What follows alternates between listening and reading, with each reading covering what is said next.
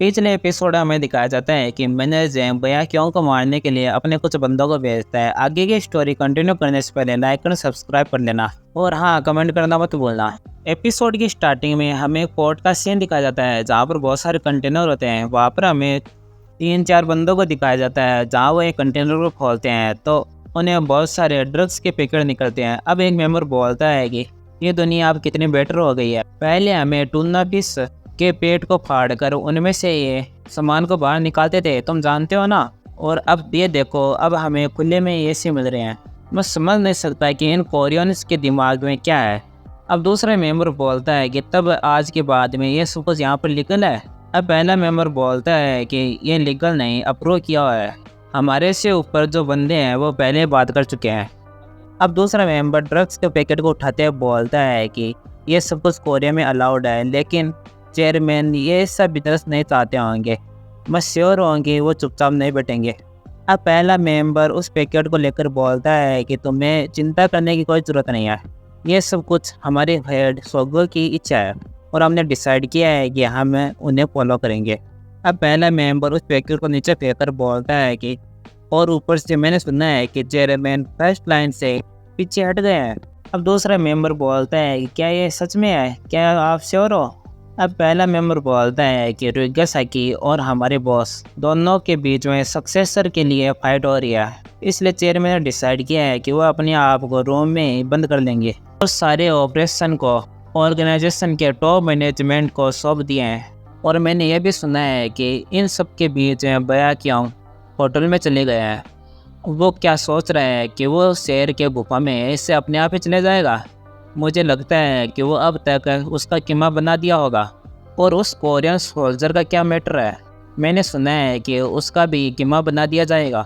अब पहला मेंबर पीछे देखता है तो हमें दिखाया जाता है कि दूसरे मेंबर के गले में एक वायर होती है। अब एक ऊपर से आवाज़ आती है कि ऐसे बोलते रहो, मैं सुन रहा हूँ। अब हमें दिखाया जाता है कि उसके दोनों मेंबर को एक ने लिव ने मार दिया और दूसरे को सियोन से गले में वायर डालकर मार रहा होता है और बोलता है कि कौन सोल्जर। अब उसके पीछे से यसु आता है और बोलता है कि उसके पहले ये सुनकर वो पहला मेंबर बोलता है कि तुम बया केसु हो। अब बया केसु बोलता है कि तुम किसे कीमा बनाना चाहते हो, एक बार फिर से बोलो। अब सीन कट होता है और होटल का सीन दिखाया जाता है जहाँ पर बया क्योंग उन सभी मेंबर्स से लड़ रहा होता है। अब हमें दिखाया जाता है कि बया क्योंग के ऊपर सभी ब्लेड से हमला कर होते हैं, लेकिन बया क्योंग उन सभी ब्लेड को डॉज कर लेता है। अब पीछे से एक मेंबर आता है और बोलता है कि हाँ, जैसा मैंने सोचा था, तुम्हें चोट लेफ्ट साइड के पैर में लगी है। वो मेंबर बोलता है कि उसके ऊपर एम करो। अब वो मेंबर अपना टोपी उतारते बोलता है कि सभी फोकस हो जाओ और धीरे और शांति से फाइट करो। तो मैं समझ सोचना है कि ये कोई एरा गहरा गैंगस्टर है। अगर ये बया केसु का ब्रदर है तब ये बहुत ज़्यादा खतरनाक हो सकता है। अब मैनेजर जेंग के टीम का लीडर दिखाया जाता है, उसका नाम पार्क जेंग होता है।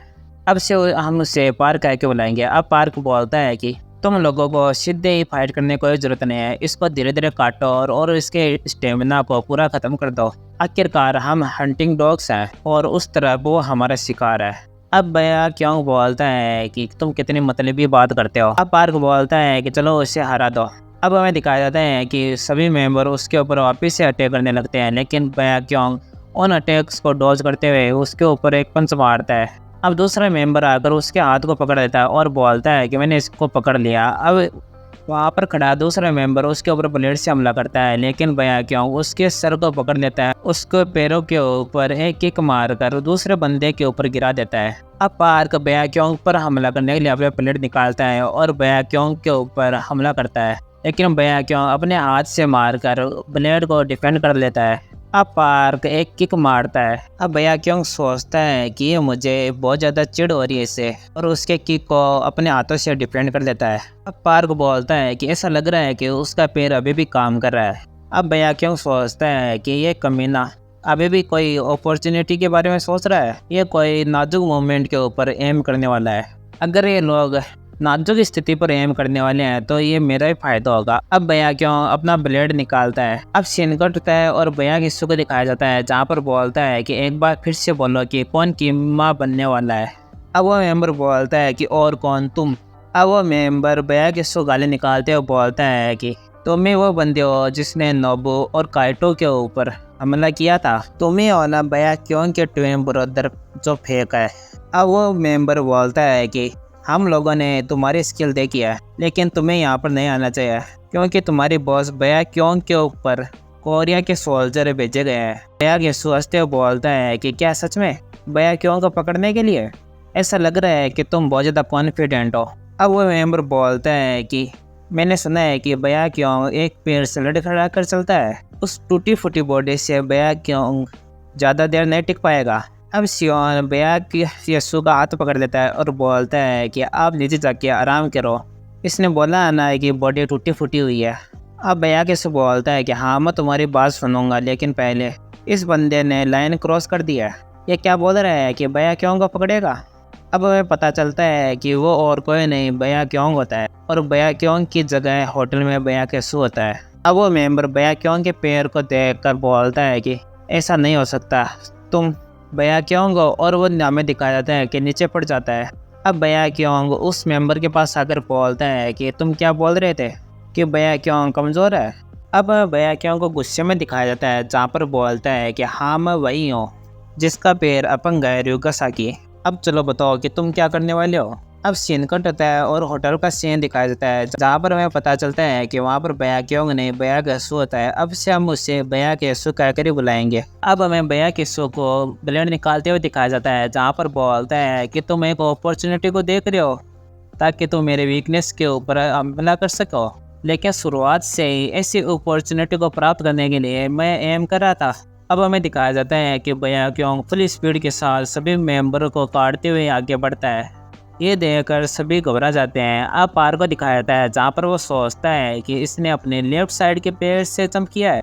अब हमें दिखाया जाता है कि बयाक्योंग सभी मेंबर्स के ऊपर हमला कर देता है। अब हमें दिखाया जाता है कि बाकी के मेंबर उसके ऊपर ब्लेड से हमला करते हैं, लेकिन बयाक्योंग उसके ब्लेड के ऊपर देता है, जिससे ब्लेड ऊपर उछलने लगता है और बयाक्योंग उस ब्लेड को पकड़ देता है। अब हमें दिखाया जाता है कि बयाक्योंग दोनों हाथों से ब्लेड पकड़कर उनके ऊपर हमला कर देता है। अब वहाँ पर एक और मेंबर आता है और बयाक्योंग के ऊपर पंच मारने लगता है, लेकिन बयाक्योंग उसके हाथ को पकड़ लेता है और उसे ज़मीन में नीचे गाड़ देता है।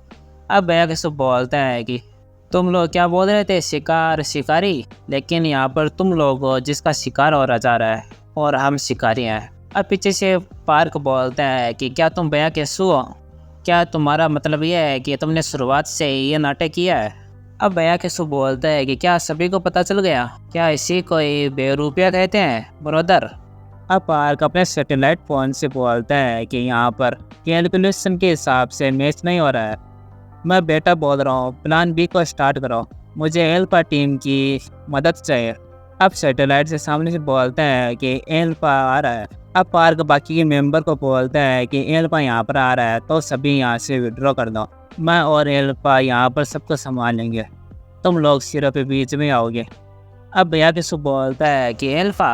अब पार्क बोलता है कि तुम जानते हो क्या ब्रदर, तुम इस फील्ड में एक लेजेंड हो और तुम्हारे एक बहुत ही अमेजिंग पेन भी है, लेकिन उसके दिमाग में कुछ स्क्रू ढीला है। अब हमें दिखाया जाता है कि एल्फा टीम वहाँ पर आ जाती है और उससे कहती है कि चलो यहाँ से हट जाओ, इस शोर शराबे को बंद करो, मुझे यहाँ पर बहुत ज़्यादा चिढ़ हो रही है।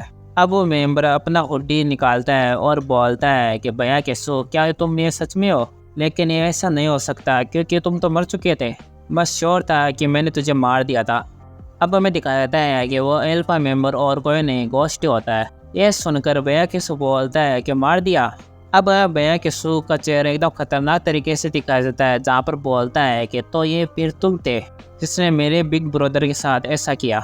और ये एपिसोड यहीं पर पूरा होता है। अगर ये एपिसोड आपको अच्छा लगे तो लाइक और सब्सक्राइब कर लेना और कमेंट करना मत भूलना।